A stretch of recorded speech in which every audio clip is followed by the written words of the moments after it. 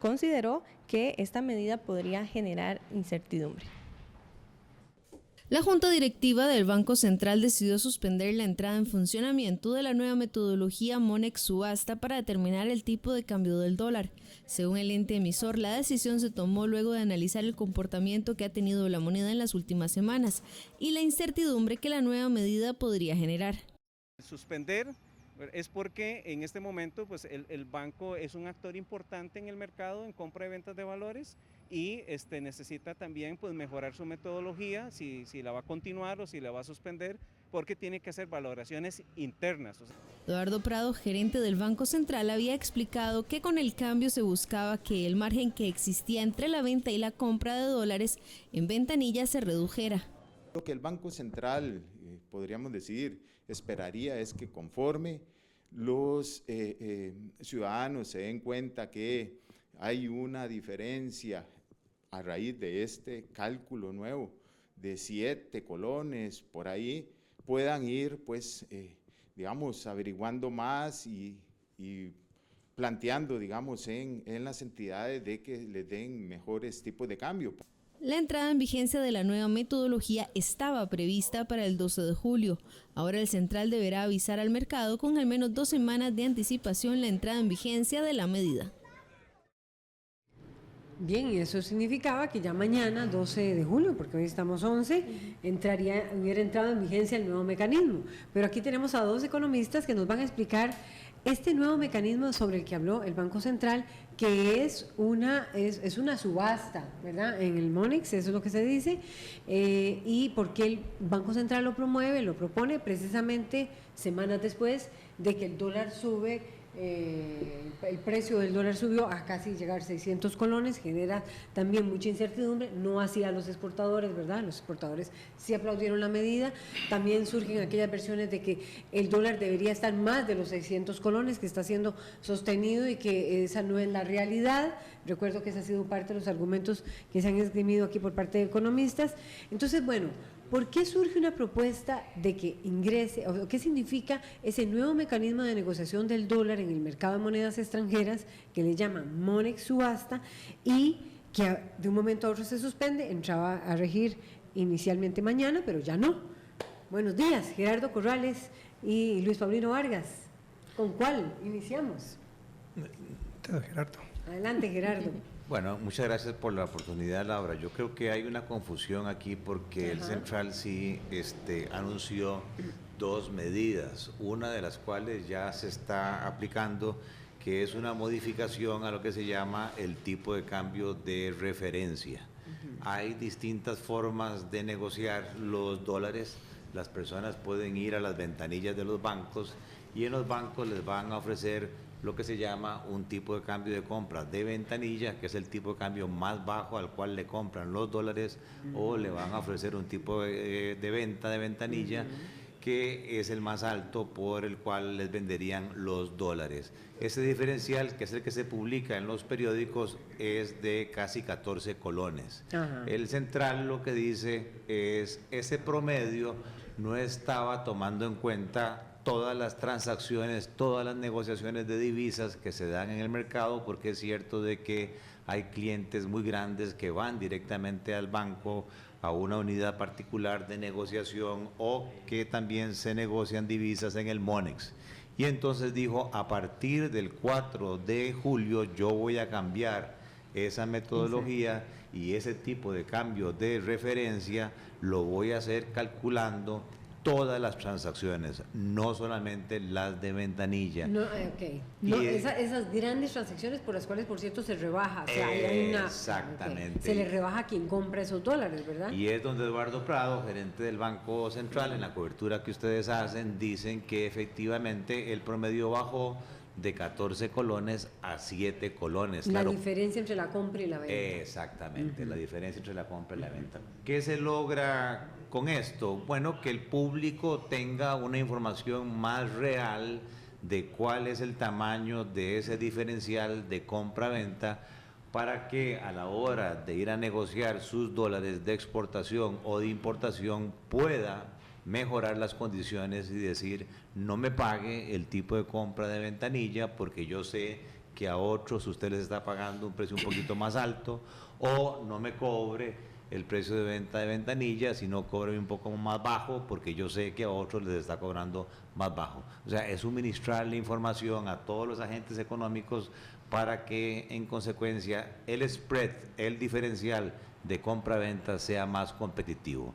Esa es una medida que entró a regir y que ya incluso se está publicando en la página del Banco Central.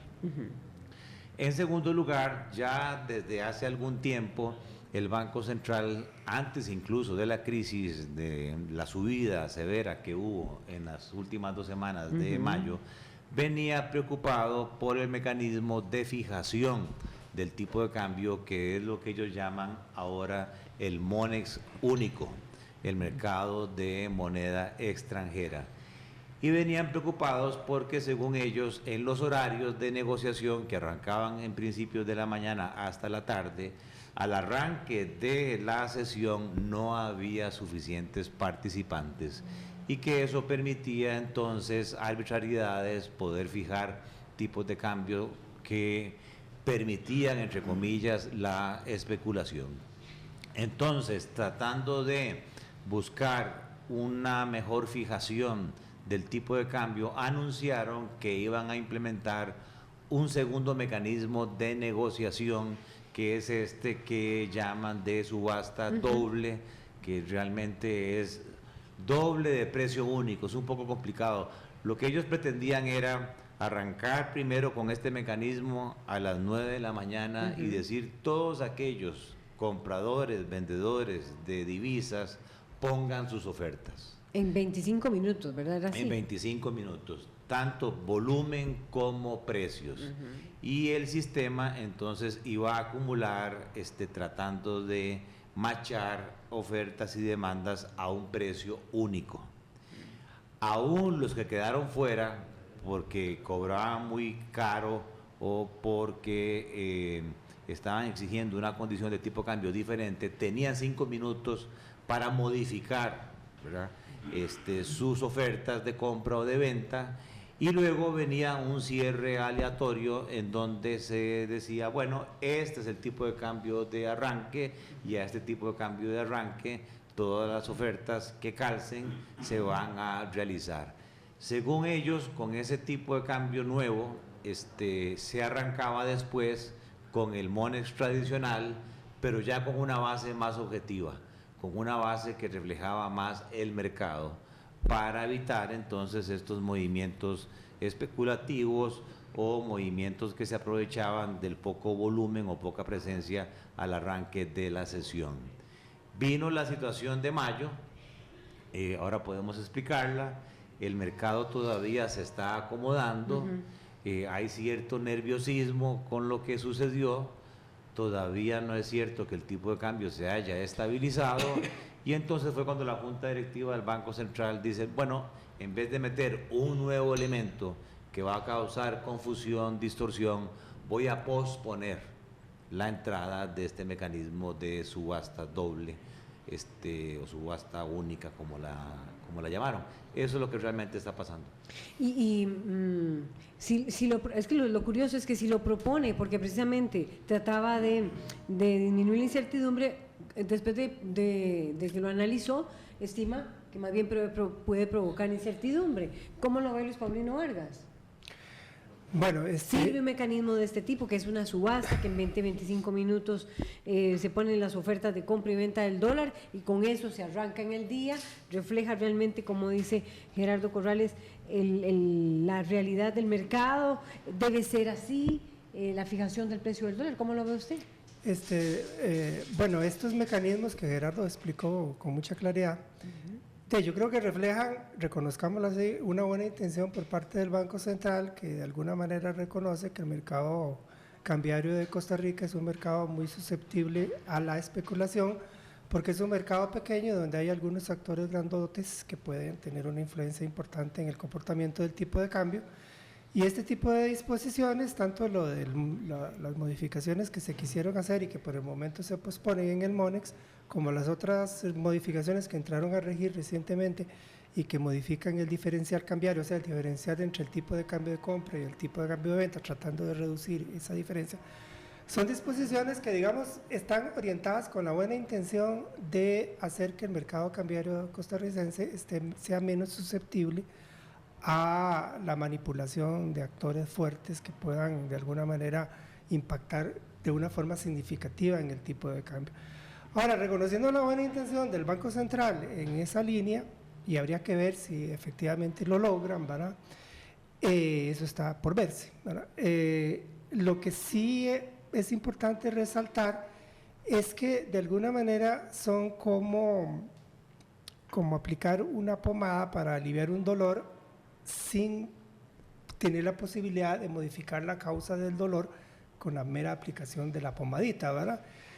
Porque los problemas del mercado, los problemas con el dólar, los problemas que hemos observado recientemente y que forman parte de una tendencia más larga, ¿verdad? En mayo tuvimos una especie de clímax, pero esa situación, digamos, climática de mayo es parte de una tendencia que viene de más atrás. Por la subida del dólar, dice usted. Sí, exactamente, en relación con la subida del dólar. De fondo hay tendencias, hay fuerzas más profundas que no se modifican porque el Banco Central haga este tipo de cosas. Y de hecho hay otras medidas que el Banco Central viene adoptando que son, creo yo, de muchísimo mayor impacto que estas, de muchísimo mayor impacto para la economía. Especialmente la política muy agresiva por la cual el Banco Central ha optado de aumentar las tasas de interés, de provocar una subida de las tasas de interés. A mí me parece una política que puede tener un impacto serio en la economía costarricense. Eso es algo sobre lo cual ha habido casi que consenso, ¿verdad? Muchos colegas economistas han argumentado en plena coincidencia con lo que el propio Banco Central ha dicho, que lo que correspondía ante los desbarajustes que hemos observado en el tipo de cambio, estos que observamos particularmente en el mes de mayo, que ante esos desbarajustes, ante esa especie de despelote que tuvimos en mayo, que lo que correspondía era un alza de las tasas de interés en colones, porque lo que se dice es que se había producido una especie de desalineamiento entre las tasas de interés en colones y en dólares, entonces un mayor atractivo para ahorrar, para invertir en dólares, y entonces que eso habría provocado ese movimiento de mucha gente, o particularmente de agentes económicos muy poderosos, tratando de pasar sus ahorros en colones hacia dólares, lo cual habría producido ese abrupto incremento del tipo de cambio que observamos en el mes de mayo. Y entonces, en coincidencia con ese diagnóstico, que muchos colegas economistas y el propio Banco Central comparten, el Banco Central ha optado por una política muy agresiva para el incremento en las tasas de interés, con la finalidad, en colones, con la finalidad presuntamente de propiciar que la gente no quiera cambiar sus ahorros en colones hacia dólares, que se mantenga en colones, con la finalidad, digo yo, el Banco Central no lo ha dicho, o si lo ha dicho con mucho disimulo como para que no se oiga, pero me parece que también de fondo hay una finalidad de atraer capitales del extranjero, capitales en dólares, que vengan al país y se inviertan en colones, ¿verdad?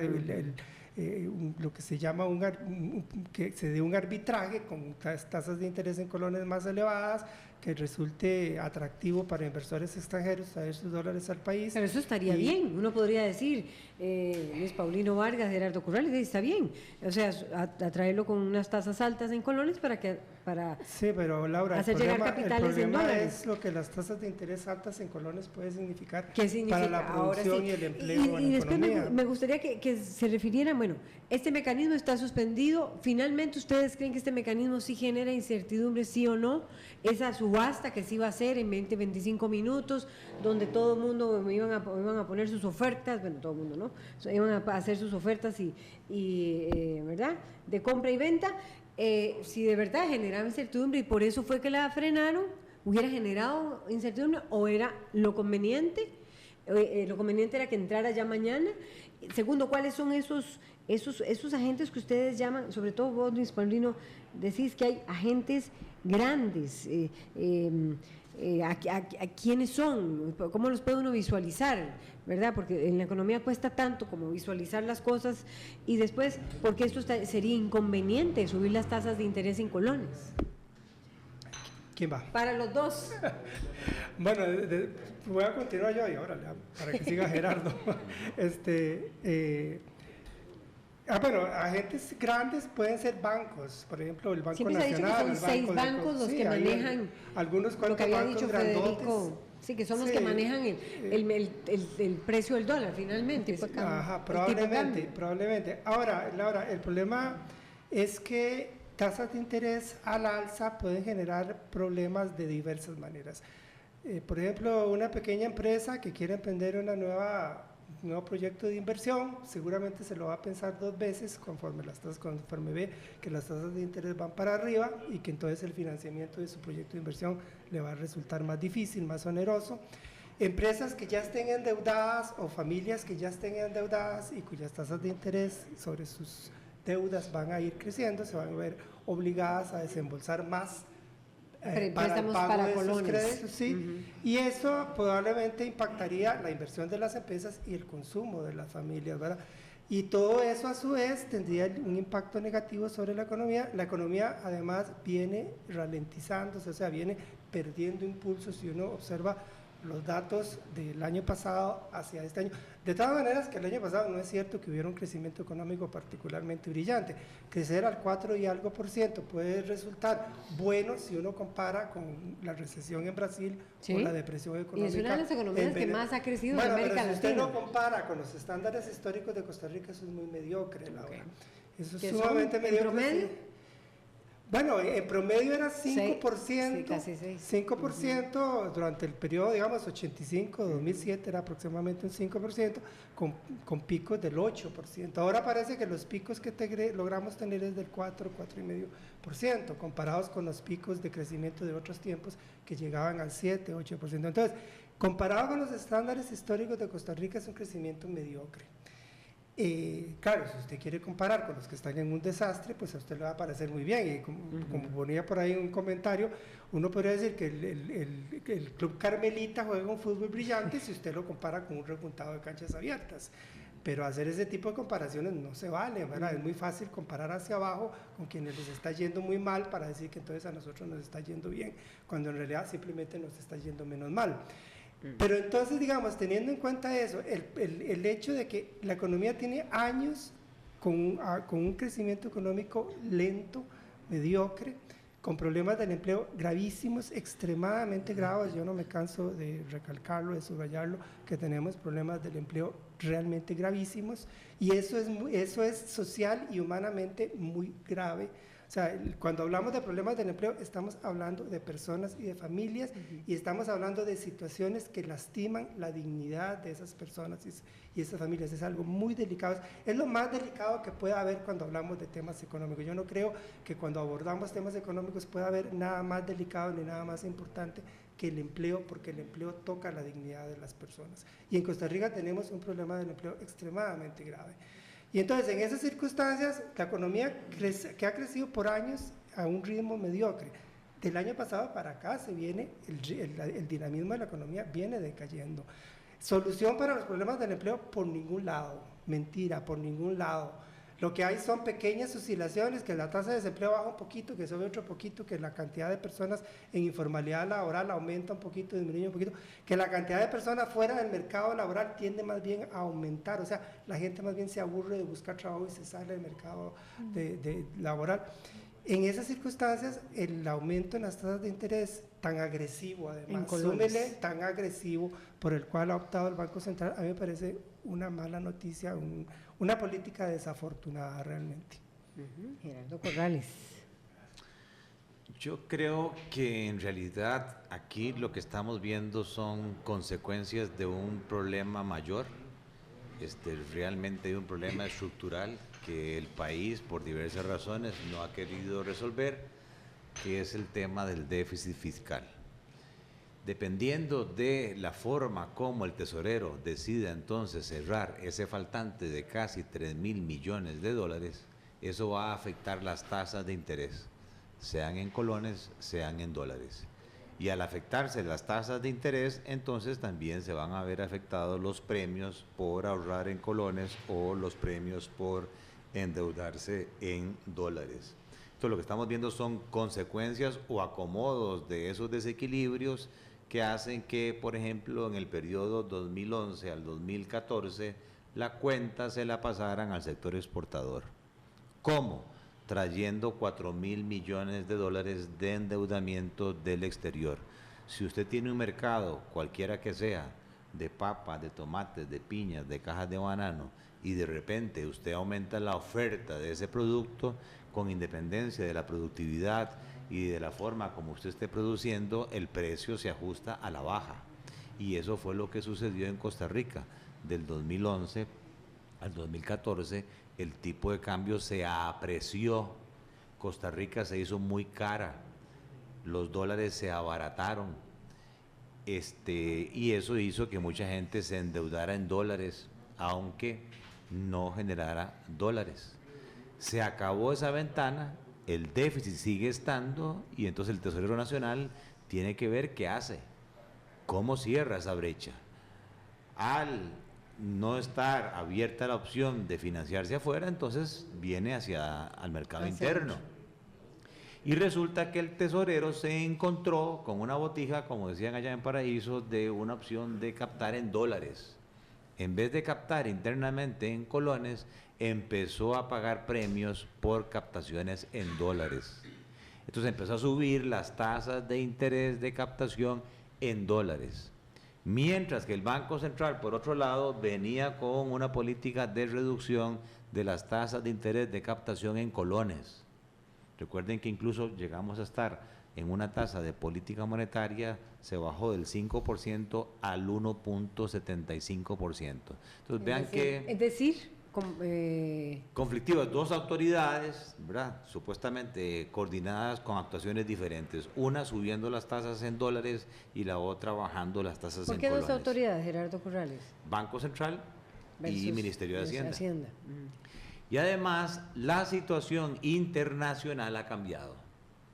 ¿Okay? Tenemos una situación internacional donde el Banco Central americano está cambiando su política monetaria en vista de que ellos más bien ahora están preocupados de que la tasa de desempleo es muy baja, que la tasa de inflación es muy baja y que puede ser que la economía de ellos se recaliente, y entonces están subiendo las tasas de interés en dólares. Junto con eso, el exceso de ofertas de dólares que había en el mercado costarricense desapareció. Sí, ya no hay. En las ventanillas de los bancos, en el primer semestre de este año, hay un faltante, hay un exceso de demanda de divisas del público a los bancos de 600 millones de dólares. Eso a nivel del sector privado. Y por otro lado, el Banco Central ha tenido que perder reservas, porque están con una política de sostener el tipo de cambio. Intervenir. Ha hecho 12 intervenciones para sostener el tipo de cambio y que se queden 575, claro, 577, no se vaya a 600. Es una magnitud de 900 millones de dólares que el Banco Central ha decidido perder en este primer semestre, de los cuales 600 y restos millones son para estabilizar el tipo de cambio. Cosa muy diferente al año pasado, que también se perdieron. Pero Gerardo Corrales, no es lo adecuado que el Banco Central, este es un mercado, vamos a ver, que el Banco Central intervenga la población cuando el precio del dólar empieza a subir de esa manera y por la cantidad de créditos en dólares que hay, aunque ahora, estoy haciendo mucha subordinada, pero aunque ahora el informe de FUPROVI reveló que disminuyeron los préstamos para vivienda en dólares y aumentaron en colones, aún así está muy dolarizada, mucha gente tiene préstamos en dólares, entonces la gente aplaude que el Banco Central intervenga y vuelva a bajar el dólar de los 600 a los 577, 575. Depende de cuál gente. La que tiene préstamos, claro. Por eso, esa clase media que está endeudada hasta las orejas, ¿verdad? Porque aquí hay deudores y hay ganadores en todo este proceso. Entonces no debemos perder de vista de que sí, hay un porcentaje de la población que tiene deudas en dólares, aunque no gana dólares, siendo advertidos, y que teniendo 4 años de apreciación, o sea, teniendo ahorros, teniendo que pagar cuotas cada vez más bajas por sus dólares, no hizo una reserva, sino que las gastó. Y por otro lado, tenemos un porcentaje mayor de gentes endeudadas en colones. Entonces, lo que está diciendo Luis Paulino de que el Banco Central ahora está tratando de hacer el ajuste para que el tipo de cambio vuelva a sus niveles, es un ajuste muy significativo. Es del 1.75, subieron la tasa de política monetaria a casi 5 puntos porcentuales. Y se metieron a captar ellos directamente al mercado, colones, ofreciendo una tasa de interés de casi 7%, 2 puntos arriba de las tasas que ofrecen los bancos. Bueno, todo eso va a traer un reacomodo y alguien va a tener que pagar, ¿verdad?, estos ajustes. Todo porque hay un problema estructural que no se ha resuelto y entonces parece ser que parte de la torta se le va a acomodar a los deudores en colones, que el 80% de esos créditos en colones tienen tasas variables en función de la tasa básica. Esos van a tener que pagar también más colones, y los que tienen deudas en dólares van a tener que pagar más también, porque la depreciación continúa. A pesar de las reglas que anunció el Banco Central, el tipo de cambio se sigue depreciando. Claro, con una gradualidad, ¿verdad?, un poquito más ajustada, no tan violenta, pero el tipo de cambio se sigue depreciando. Entonces, yo lo que quiero es tratar de transmitir es que la economía por algún lado se ajusta. Si el problema es que el gobierno gasta más de lo que recibe y no se resuelve, él lo va a ajustar de alguna forma, vía tasas de interés, vía desempleo, de alguna forma, y el resto del sector privado va a tener que pagar la factura porque no hemos tenido la capacidad como país de resolver, ya sea vía impuestos, vía gastos o una combinación, el tema del déficit fiscal, que es lo que está causando estas distorsiones. Y entonces le está tocando al Banco Central ver cómo juega de malabarista para tratar de que la economía se mantenga estable. O sea, lo que ustedes están diciendo, que empezamos hablando sobre ese mecanismo de fijación que está suspendido, que iba a ser mediante una subasta en la mañana, en esos 25 minutos iniciales, está trascendiendo una discusión de fondo sobre el tema del dólar, pero bueno, con lo que ustedes están diciendo, están concluyendo los dos, a pesar de que la razón... Pero permíteme, ¿usted me permite un...? Sí, adelante, Luis Paulino. O sea, ustedes casi nos están diciendo el dólar se tiene, no deberían de haber tantas intervenciones del Banco Central y el precio del dólar debería de dispararse a su precio, vamos a ver, debería subirse porque está sobrevaluado, sigue siendo sobrevaluado el colón y se requiere, casi que en eso coincide. En lo que no coincide, me imagino, es en cuál es el origen de esa situación. Pero Luis Paulino Vargas. Sí, yo sé que lamentablemente pues aquí el tiempo es súper corto, pero Gerardo ha dicho varias cosas con varias con las que estás en desacuerdo. Yo sé que no vamos a tener chance de discutirlo a fondo aquí, pero yo sí quisiera recalcar un punto donde yo no estoy de acuerdo con Gerardo. Yo no creo que el problema estructural sea el déficit fiscal. Me parece que el déficit fiscal es un síntoma de un problema estructural, pero el problema estructural está en otro lado. Y la manifestación más clara de ese problema estructural tiene que ver con un crecimiento de la economía mediocre, por debajo de los estándares históricos, como trataba de explicarlo anteriormente, y en problemas del empleo extremadamente graves. El problema fiscal sería muchísimo menos importante de lo que es. Es más, probablemente no sería problema del todo si la economía al menos hubiera logrado mantener sus estándares históricos de crecimiento. Si la economía se hubiera... ¿Cuánto? Esos estándares que teníamos del 5% anual promedio que tuvimos por 20 y tantos años hasta el 2007, 2008 aproximadamente, haber mantenido ese promedio de crecimiento en el periodo 2008 hasta el momento hubiese bastado para que el problema fiscal fuera muchísimo menos importante de lo que es, incluso para que no hubiera problema fiscal, para que no estuviéramos hablando de problema fiscal en este momento. En ese sentido, pues yo ahí tendría, y como tengo en algunas otras cosas, diferencias de fondo con Gerardo, que sería bonito poder discutirlas en otro espacio con más tiempo. Yo sé que aquí no se puede. Como también tengo diferencias en esta evaluación acerca de lo que ha significado las tasas de interés en colones y las tasas de interés en dólares en su impacto con el tipo de cambio, porque a mí me parece que hay una pregunta que se está quedando perdida, y es ¿por qué se han generado expectativas de devaluación? ¿Por qué la gente ha comenzado a reaccionar, ha comenzado a funcionar esperando que el tipo de cambio se va a devaluar? Correcto. O sea, no es simplemente que haya cierto, comillas, desalineamiento entre tasas de interés en colones y tasas de interés en dólares. Es que en determinado momento se ha instalado el convencimiento de que el tipo de cambio se va a devaluar. Y esa es la pregunta realmente clave. Porque ese famoso desalineamiento no habría tenido mayor impacto si esa expectativa no se hubiese fortalecido. Y entonces la pregunta que hay que contestarse es por qué esa expectativa se ha instalado, por qué se ha generado la idea, el convencimiento de que podemos esperar que el tipo de cambio se devalúe, que es, digamos, el aspecto psicológico de la cuestión, pero que tiene mucha importancia, al cual se le une algo que hemos comentado, que Gerardo ha comentado y con lo que sí estoy de acuerdo, que es que efectivamente hay cambios en la economía mundial, sobre todo en la política de la Reserva Federal de los Estados Unidos, que son cambios que inevitablemente nos están impactando y nos van a seguir impactando posiblemente en los próximos meses, de manera que es cierto lo que usted dijo, Laura. Yo creo que lo que podemos esperar es que el tipo de cambio se siga devaluando. Lo deseable es que el Banco Central tenga la capacidad, la prudencia, la sabiduría para manejarlo e impedir que haya devaluaciones desordenadas que a nadie le convienen. Pero que la tendencia hacia la devaluación efectivamente existe, que hay, digamos, una corriente de fondo, una fuerza de fondo, que, como dicen los oceanógrafos, una marea de fondo que presiona hacia la devaluación. Eso es efectivamente cierto. Y yo veo difícil que eso se pueda impedir. Sí, lo que conviene, lo que esperaría yo, desearía, es que el Banco Central tenga la sabiduría suficiente para manejarlo e impedir que se repitan situaciones como la de mayo, que a nadie le convienen, ¿verdad? Excepto tal vez a los exportadores, sí. Tampoco, porque la incertidumbre que eso genera, ni siquiera a los exportadores le conviene tampoco. ¿Usted qué piensa? Sí, es importante cuando hablas de los exportadores estirar un poquito más la serie de tiempo. Y si uno se ubica en esta administración, y pongo esta administración porque es la que está viviendo, el problema viene de atrás, no solamente de esta administración.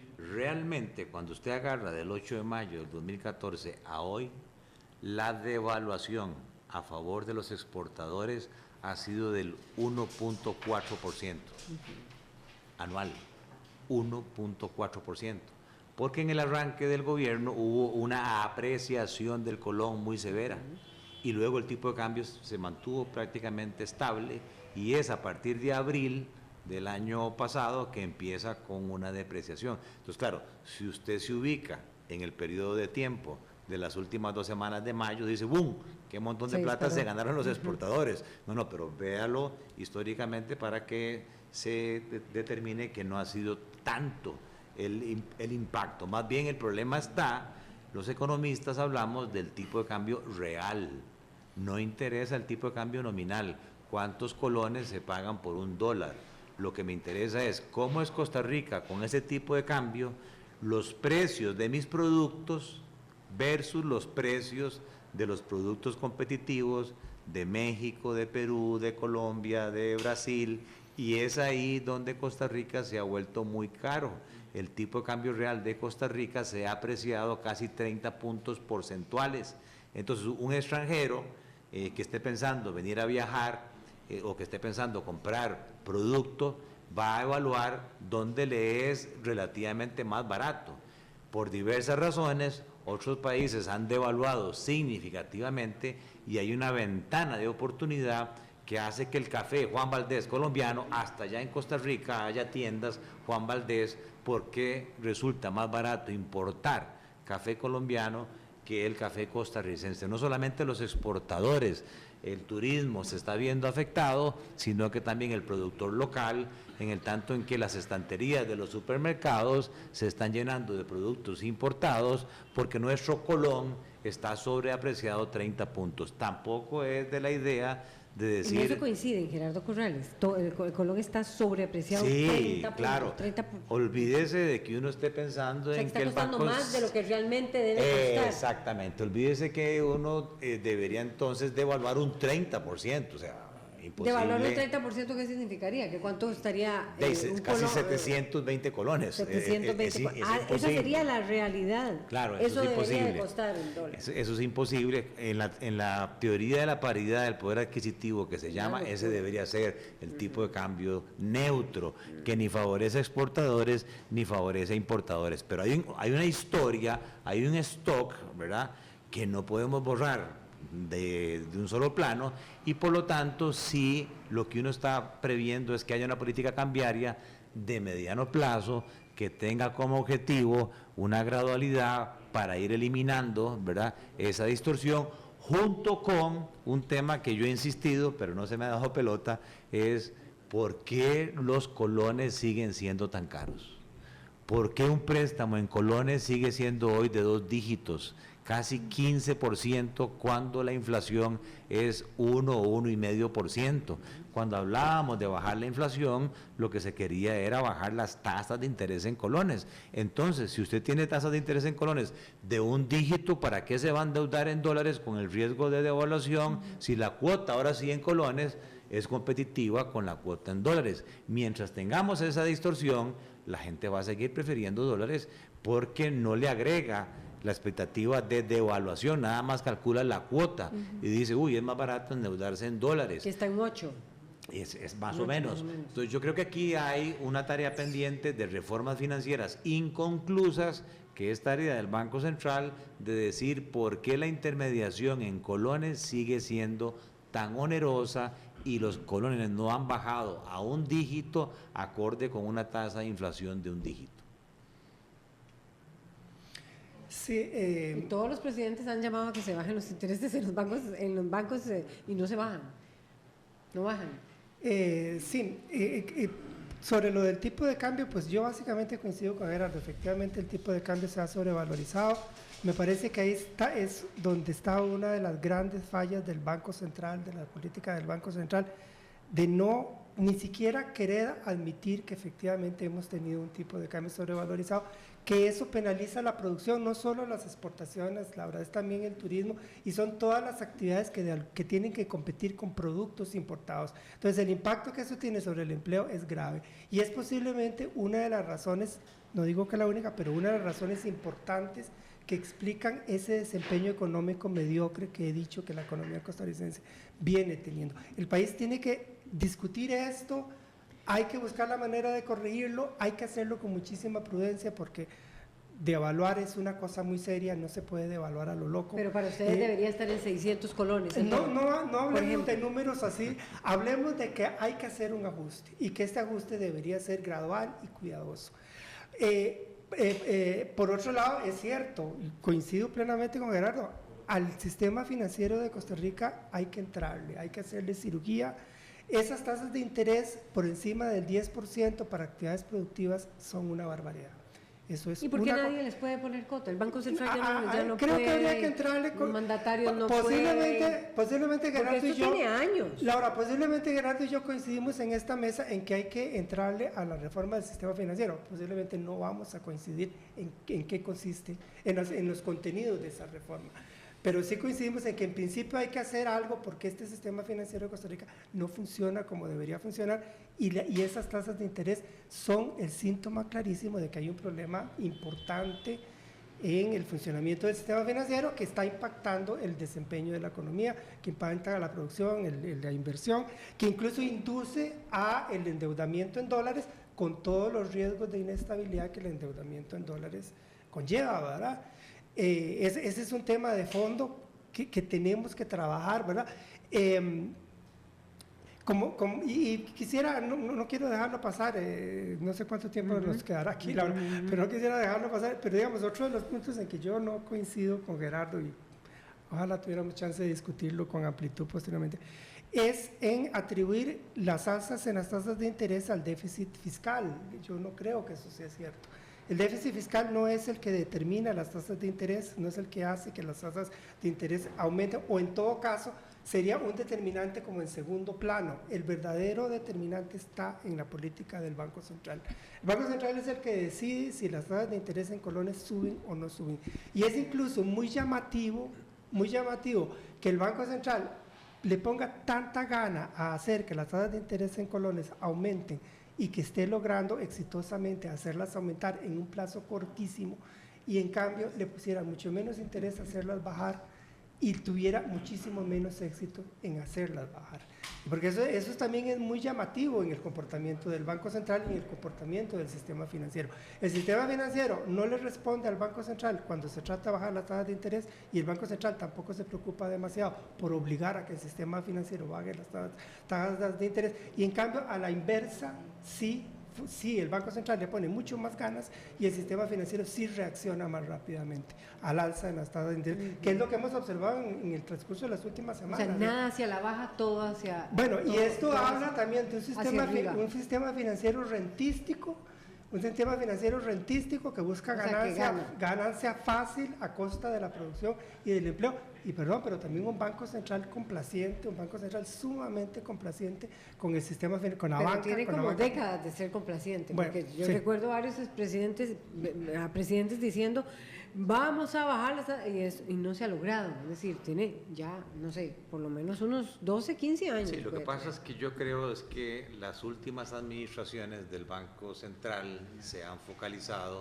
solamente en un objetivo del artículo 2 de su ley, que es el que la ley dice que es prioritario, que es la estabilidad interna, el control de la inflación. Y entonces, como han tenido una inflación récord, somos el país número 1 del mundo, junto con Suiza, como que hay una complacencia de decir ya, lo logramos, pero hay otros objetivos que la ley le manda, como lo es un sistema financiero competitivo, como lo es un sistema de pagos eficiente, como lo es la búsqueda del pleno empleo de los recursos, que usted observa los programas del Banco Central macroeconómicos y no hay nada de eso.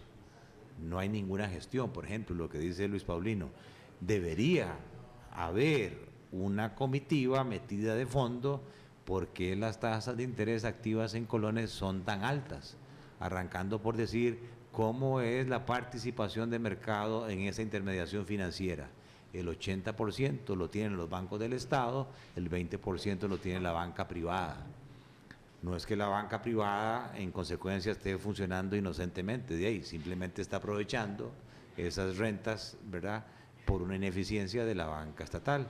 Y decir por qué la diferencia entre la tasa activa que se cobra sobre los préstamos y la tasa pasiva que se paga sobre los ahorros es tan grande, arrancando por una tasa pasiva que yo ahí sí difiero, define en parte el gobierno a la hora de salir a captar recursos, hasta el tema del encaje mínimo legal, hasta el tema del impuesto sobre los intereses, hasta el tema de los gastos administrativos, hasta el tema de los créditos incobrables, son millones de dólares que se están pasando por pérdidas porque unas grandes empresas decidieron no pagar. Pero nada de ese análisis se hace, no hay una presión fuerte para abrir ese mercado, arrancando por la ley de seguro de depósitos que sigue durmiendo el sueño de los justos desde hace como 10 años ahí en la Asamblea Legislativa. Bien, muchas gracias. Luis Paulino Vargas, Gerardo Corrales, por acompañarnos y ponernos en perspectiva el tema. Bueno, se habló ampliamente del dólar, sobre el mecanismo de fijación que pretendía poner en vigencia el Banco Central, de negociación del dólar en un mercado de subasta que está suspendido, pero nos hablaron ampliamente sobre el tema del dólar. Ya venimos con otro tema, vamos a una pausa, ¿verdad, Melanie? Así es, vamos a un corte, ya venimos.